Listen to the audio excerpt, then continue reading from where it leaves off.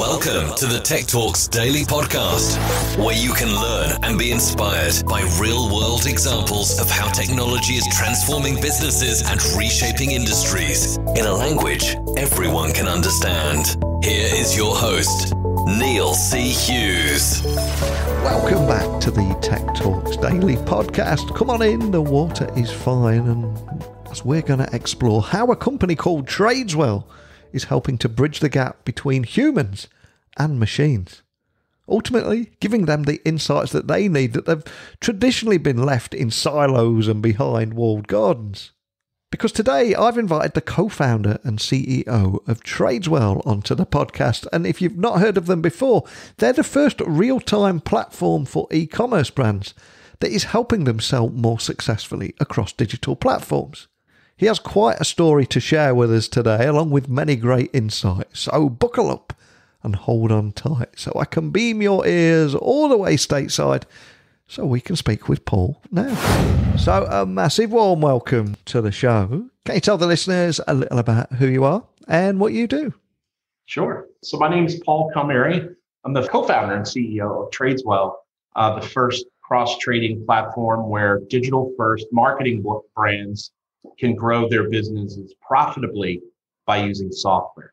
And I think we've got you on the podcast at a great moment too, because Tradeswell recently raised $15.5 million in the Series A funding to deliver AI-powered e-commerce growth for brands. Can you tell me a little bit more about that? Because it feels like an incredibly exciting time for you guys. It is. So we did just announce our Series A, $15.5 million. Some of the large and successful VCs invested here. This SignalFire, which has a keen focus on data, which was mapped wonderfully to what it is that we're solving here at Tradeswell.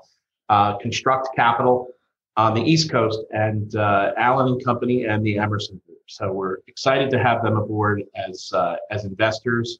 And they all really, in one way or another, saw the vision that we have to really transform e-commerce for the brands and to really democratize the data and help them to grow their businesses in a profitable way. Love that. And before we talk about this anymore, though, something I always try and do with the guests is take them back in time to where it all began. And when I did a little bit of research about you, I learned that you helped define the mobile advertising industry and led Millennial Media to IPO. But I've got to ask, where did your love for tech come from? Well, I've always had a passion for solving problems, for sure.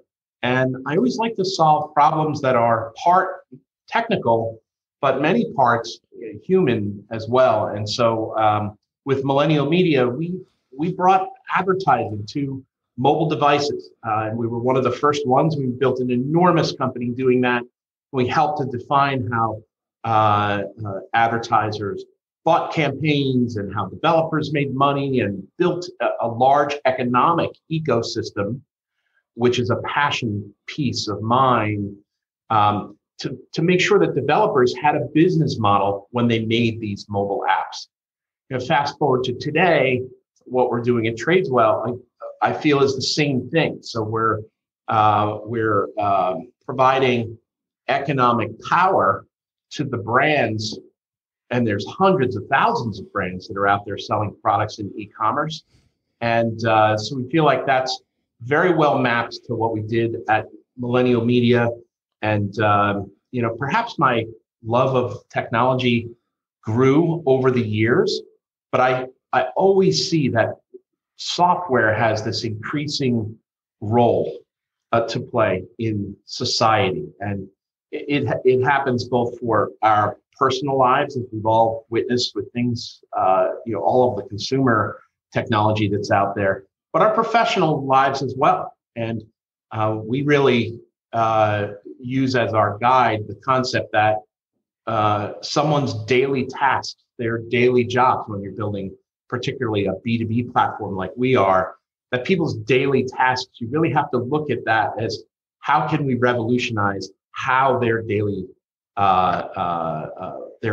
tasks evolve over time, and how we can help people save time and perhaps spend more time on the things that they find to be valuable.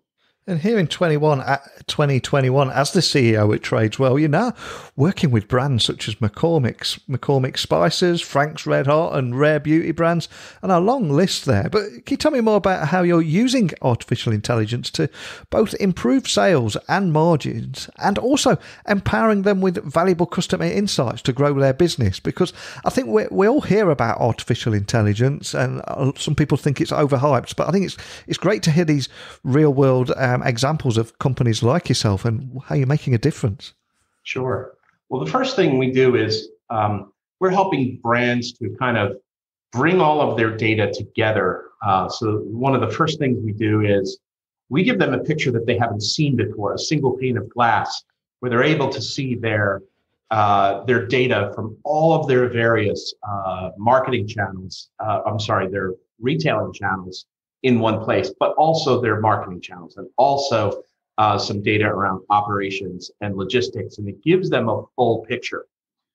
We then leverage AI to do two things. One is to provide them insights on the larger items so that they can make better decisions, but we also take the high volume decision making and we bring synchronous optimization across multiple pieces of this. And so if you're a brand, you have to worry on each retailer or marketplace, you have to worry about different assortment of products, different marketing to get people there so that they can buy the products. And you have to understand inventory, and some of it gets actually shipped and fulfilled and stored and packaged very differently depending on the different marketplace or marketing channel. We bring all of that together so that there can be, concentrated decisions made. And so a good example is around a brand that has hundreds of search campaigns. Is it the smart thing for a brand to have an army of people making bid adjustments and setting up and tearing down search campaigns all day? Or is that something that ought to be done by machines? We believe many of the things like this in e-commerce with automation can be done faster, at the speed of the market, and deliver better outcomes. And one of the themes of this podcast is technology works best when it brings people together. So with that in mind, can you tell me how you're helping to bridge the gap between humans and machines and ultimately giving them the insights that have traditionally been left in silos or hidden behind walled gardens? Well, we want to eliminate, certainly the data barriers that exist between brands and their customers. And so we're kind of bridging the gap between humans and machines so that brands can capture the kind of 15% of fee ad spend and perhaps a large percentage of revenue that they're paying to enablers that are out there in the system. Some of these brands have flat or no margin, and the pandemic has happened and their sales have tripled, and they're at single-digit margins or flat in the worst case of scenario. And certainly we find SKUs and products and every day through the system that are unprofitable. And so, bringing all of this together and applying our algorithms can really help a brand bridge that gap between what is today a very human process and oftentimes outsourced, and really have the machine help. And do you have any use cases or examples that you could share that just help anyone listening understand how it might possibly work in their world too? Sure. So the first thing is you can think about the old days of the New York Stock Exchange, and if you can picture a picture from the 60s or 70s, you can picture people running back and forth from one side of the floor to another, and people holding pads and small pieces of paper in their hand where they had written orders, and like what Bloomberg did to revolutionize trading and what Google did to liquefy information, we are building the automated software brain behind brands' everyday decision. And so today, if you went on the floor of the New York Stock Exchange, you would see the folks that are still necessary, designated market makers that make, kind of larger scale, human scale decisions. And so you still need some services and hands, but it really needs e-commerce, just like the stock market needs a software brain, and that's what we're building. And when I was doing a little research on Tradeswell, I did read that clients are seeing 90% increase in top line sales, 20% increase in margins, and over 10 hours per week per person on average in savings by automating so many manual tasks. I mean, those figures are amazing. Is that right? And can you tell me a little bit more about the tech that makes all that possible? Yeah, that's right. And we've been building the tech here over the better part of 2 years. And there's an enormous amount of know-how coming out of our team as well. We've got a massive head start here in the e-commerce ecosystem because our algorithms and the velocity of the data is an automation that's disruptive. And it just, the way we do it, it makes the data better than it was even a short time ago. So we assemble all the data provided by the brand, and the tech uses AI to assist them with these insights so they know how to market a product, what products and what inventory needs to be available, where to make it available. And so it's, really a synchronous, if you will, optimization of e-commerce for a brand. Excellent. And can you also tell me a little bit more about the importance of democratizing intelligence for brands, especially if they've got any hope of competing against behemoths like Amazon, Walmart and Shopify? Because I think it's more important than ever, isn't it? Especially considering the current climate. So I would say that, brands in general, we're talking about here digital marketplace brands. So brands sell on digital marketplaces. And those can be small D2C companies, they can be large CPG companies, but all of them are in one way partnering with Amazon and Walmart and Shopify and others. And in another way, they are sort of subjects of those kingdoms. And so having to work within all of those systems, has become quite cumbersome. So direct-to-consumer companies are spending 40% of their time on optimizing each one of these by hand and doing it, on a weekly or monthly basis, rather than sort of in the moment. And so if we can lower the amount of time that the people inside these companies have to spend tuning or constantly making daily decisions, tuning their approach in order to get the best value from Amazon and from Walmart and from others, we can get that number way down to 10% or 5% of their time, and give them more time to be strategic and more time to make the higher order decisions. That's really the important part of democratizing this intelligence for brands. I completely agree with you there. And I'm curious, are there any other tech trends that you're seeing in the industry at the moment? Well, certainly there's a lot of pressure in this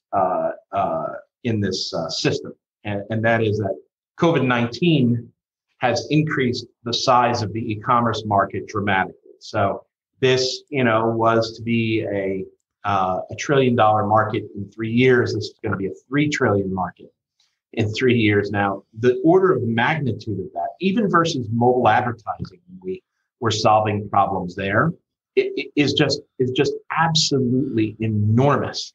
And so while it's great news that sales through e-commerce are up, what it's doing is it's much, much sooner exposing the cracks and exposing the entire sort of back end that has been set up for perhaps lower volume or perhaps opportunistically, but not really set up, again, to run like an efficient marketplace where software is enabling many or most of the trading decision.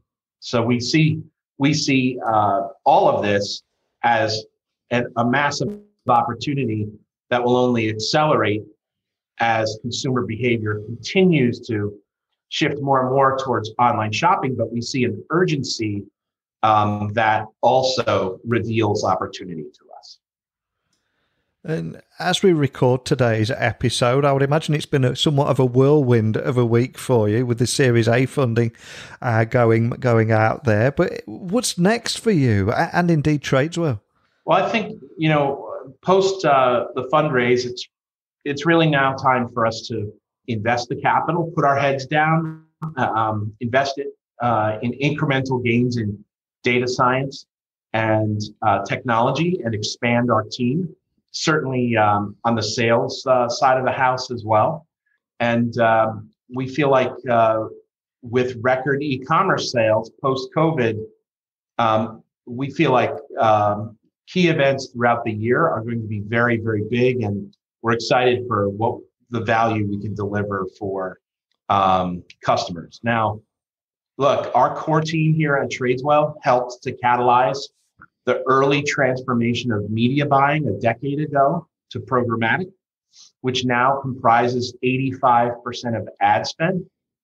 And this transformation is what's next. This transformation is what we're looking to bring to e-commerce for marketplace brands in much the same way we helped in the early days to usher in programmatic. Excellent. And for anybody listening that would like to dig a little bit deeper into this subject, find out more about your funding round, the work you're doing, or even contact a member of your team, what's the best way of doing that?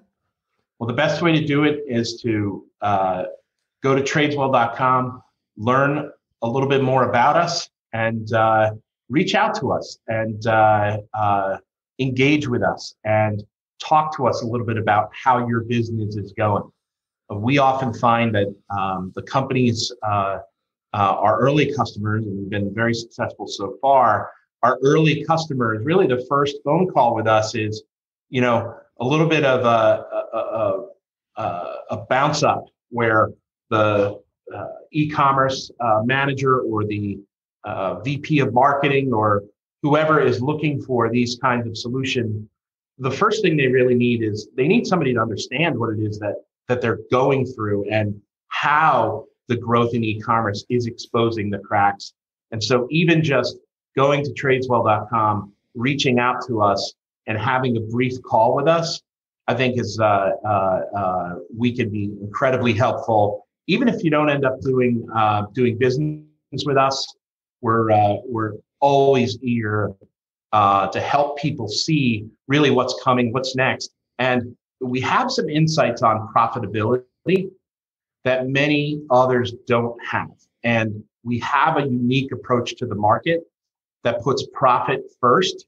It's we think this is a particular pain point in e-commerce today. So again, reach out, talk to us. We'd love to have a conversation with you and be a part of your success. Fantastic. Well, like I said earlier in the podcast, this is a daily tech podcast, but I am fascinated by how technology and people can complement each other's natural strengths and really make a difference. And one of the things that I love what you're doing here is you're ticking both of those boxes in helping bridge the gap between humans and machines and give them the insights that they need that have traditionally been left behind in those silos and walled gardens that we were speaking about. But more than anything, just thanks for coming on and sharing the story with me. All right. Thank you very much, Neil. Have a great day. As we recorded today's episode, they literally just announced that Tradeswell had raised $15.5 million in a Series A funding to deliver AI-powered e-commerce growth for brands. So great timing and incredibly exciting time for the team over there. So a big thank you to Paul for sharing his story and the importance of democratising intelligence for brands, especially if they're going to compete with behemoths like Amazon, Walmart and Shopify, etc. And also for offering an overview of how they're helping bridge the gap between humans and machines. But if anything resonated with you today, or if you've got any different opinions or insights to share, as always, email me, techblogwriter@outlook.com. My website is techblogwriter.co.uk. Keep those questions, insights and pictures coming, and I'll return again tomorrow with another guest. So a big thank you for listening, and until next time, don't be a stranger. Thank you for listening to the Tech Talks Daily Podcast with Neil C. Hughes. Remember, technology works best when it brings people together.